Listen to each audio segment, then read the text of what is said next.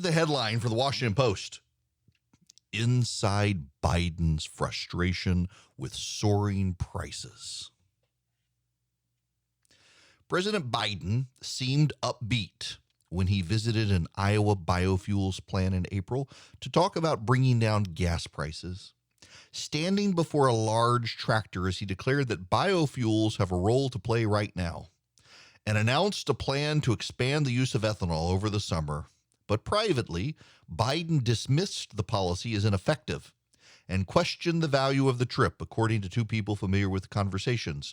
After returning to the White House, he hauled his senior staff, including Chief of Staff Ron Klain, into the Oval Office, badgered them with questions about the purpose of the event. Biden had worried even before the announcement that it exaggerated ethanol's ability to cut gas prices and could harm his climate goals, the people said, speaking on the condition of anonymity to discuss private conversations.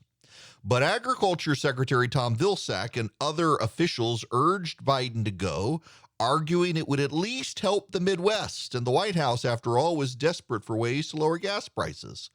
The episode illustrates the White House's months-long challenge to dampen rising prices and the president's increasing frustration with his administration's inability to do so. The problem has ballooned over the last year, consuming the president's top aides and threatening his domestic agenda, his international priorities, and his party's political prospects. We can stop there because I want to spend a little bit of time on gas prices in general.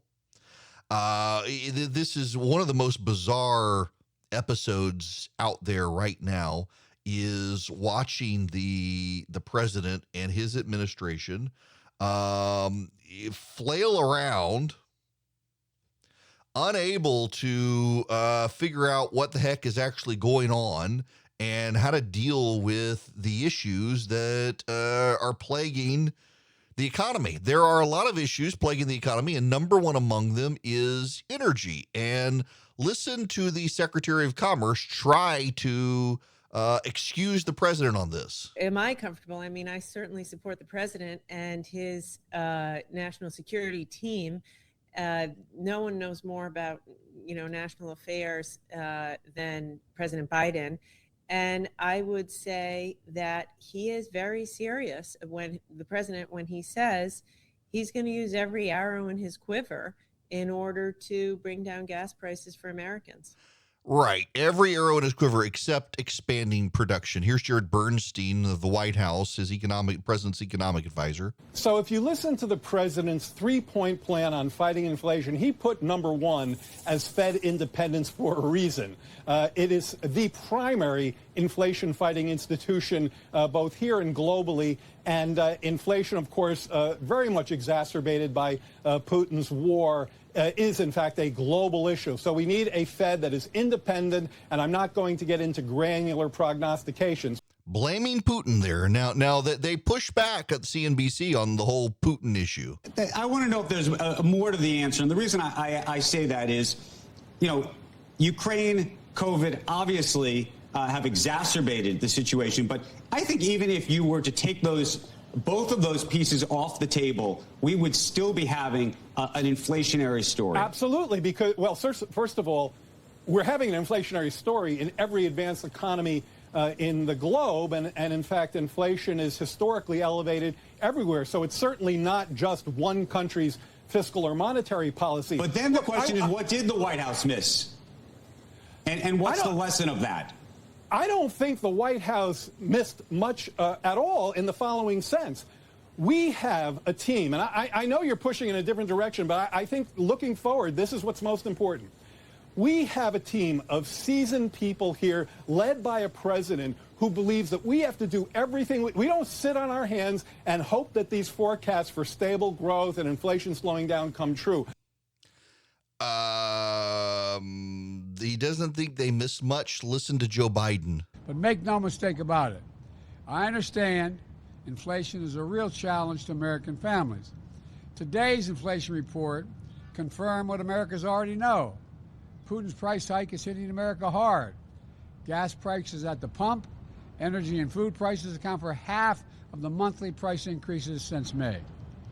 Inflation outside of energy and food what the economists call core inflation moderated the last 2 months. Not enough, but it moderated. It's come down. We need it to come down much more quickly.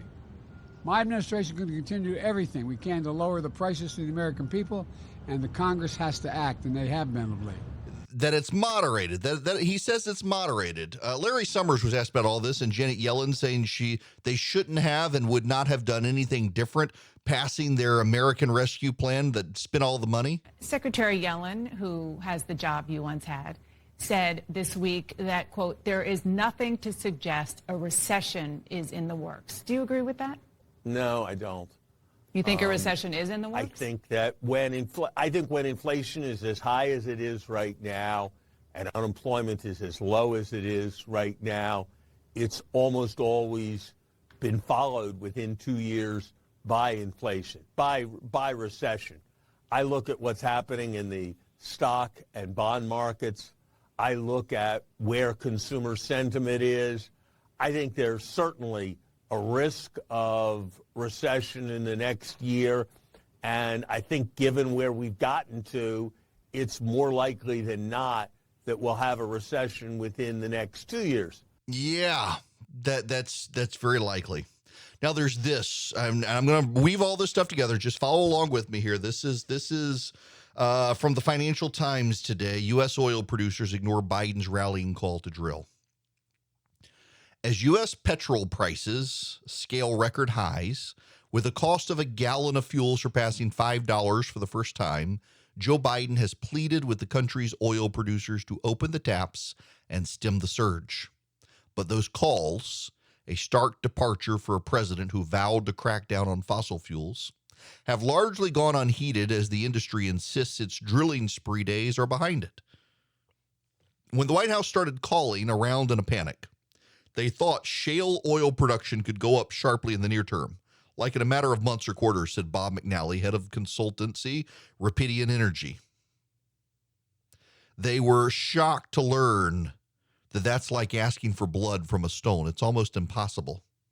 U.S. petrol prices have soared to unprecedented levels as the war in Ukraine exacerbates an already tight global oil market. On Saturday, American motorists were paying an average of $5 a gallon at the pump, according to AAA Motoring Group. In California, they're paying over $6 a gallon. For consumers, prices at the pump have become one of the most visible impacts of rampant economic-wide inflation. The administration has scrambled to stem the tide. It's released record volumes from the Strategic Petroleum Reserve, waived anti-pollution rules, leaned on producers in the Middle East to pump more. But with prices continuing to climb, the White House has urged the domestic industry to raise production, which at around 11.6 million barrels a day last month remains well below its pre-pandemic peak of 13 million barrels. I want to spend a few moments on this. You know, my dad worked in the oil industry for years. I grew up in Dubai. Was an oil kid, not a military kid. I know a little bit about the industry. I have a lot of friends in the oil industry. I want to be as intellectually honest as I can so you can talk to your friends about this. Here is the reality. There are a lot of external factors separate from the president that he cannot control that have caused oil production to decline, gas production to decline, and oil prices to go up. That's true. But there are also a lot of factors that the president has played a direct role in. The president of the United States canceled the Keystone XL pipeline that would have increased oil flow to the Gulf of Mexico and oil refineries and put it onto the world market. He got rid of ANWR, the Arctic National Wildlife Refuge drilling. Not only did he do that, but the White House applied pressure to Wall Street to stop funding the oil project and to cut the loans for the oil project, threatening the private equity groups that were going to fund the project. So Wall Street pulled away because of White House pressure, and then they shut the project down and said, well, Wall Street wouldn't give the money, but it was all coordinated by the White House.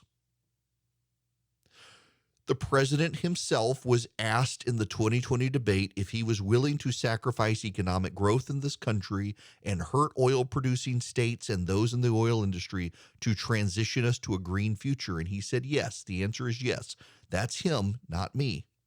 The President of the United States declared his hostility to the oil industry generally and said he was going to stop the production of oil in the United States. That's him, not me. So we're now at this issue. Let me read you part of this Financial Times bit. One factor behind the reticence of the oil industry to start producing more oil is Wall Street, which was burned by huge losses as domestic oil companies consistently poured revenues into ever greater growth. Now these shareholders from Wall Street are demanding returns. Investor demands are being heated over those of the White House.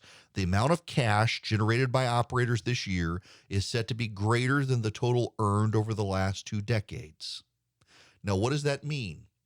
It means that the people who have long invested in oil and gas want their money back now because the President of the United States has declared war on petroleum in this country. When the most powerful man on the planet and his entire administration come after you, you tend to pay attention. And this president says he wants to end the oil industry. So the investors in oil companies now want to get cash out. They don't want to put money in to expand production. That's a reality. It's caused by this White House's economic plans. On top of that, the president has driven up the regulatory costs for drilling on lands. A lot of Democrats tell me, well, you've got all these unused leases. You've got all these unused leases. You have unused leases, one, because these investors don't want to commit after the president says he wants to put the industry out. But also those who do are faced with stiff regulatory hurdles and approvals, and the White House has not slowed any of those down. In fact, there's a backlog of approvals that the White House has to deal with that they could expedite to get more drilling. There's also a problem with the steel shortage that the president has little control over, but some control over, bringing in foreign sources of steel for the petroleum industry that they need for plants. They could do that. The White House has chosen not to do that. Time and again, while there are plenty of issues outside the control of this White House, time and again, this White House, when it has had the opportunity to meaningfully impact production in this country, has chosen to do the exact opposite. Every time this White House is given the opportunity to increase production, exploration, investment, and drilling of oil in this country, the White House has done everything to disincentivize all of the above. There are absolutely factors outside the control of this White House.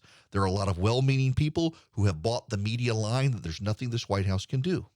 But they bought the line of a media that is invested in a climate change narrative that we must stop drilling. The members of the media who tell you there's nothing this White House can do are simply lying to you because for the greater good, they believe the climate change issue is more important. And so they'll tell you there's nothing the president can do and we should move on for the sake of the environment because they believe the world comes to an end in a decade. The majority of Americans, however, would like gas prices to come down, and they're not going to be buying a battery-powered car anytime soon. If the media were honest about this issue, they would be more nuanced, and they would admit there are lots of factors outside the control of this president, including the capacity of refineries to convert the oil to gas. But there are actually a great many factors that are inside control of this White House, including their willingness to bully Wall Street to stop investing in oil and gas, their willingness to curtail access to cheap steel for the petroleum industry, their willingness to throw entities off federal land and stop them from drilling on federal land, their willingness to shut down projects like Anwar and the Keystone XL pipeline that themselves do not impact oil, but overall systemically do. They could fix this problem if they wanted to, but they don't really want to because, again, in 2020, Tim Alberta asked the president in the PBS Politico debate, are you willing to hurt the long-term growth of this country in order to transition us to a clean future? And Joe Biden said yes. And you don't have to believe me.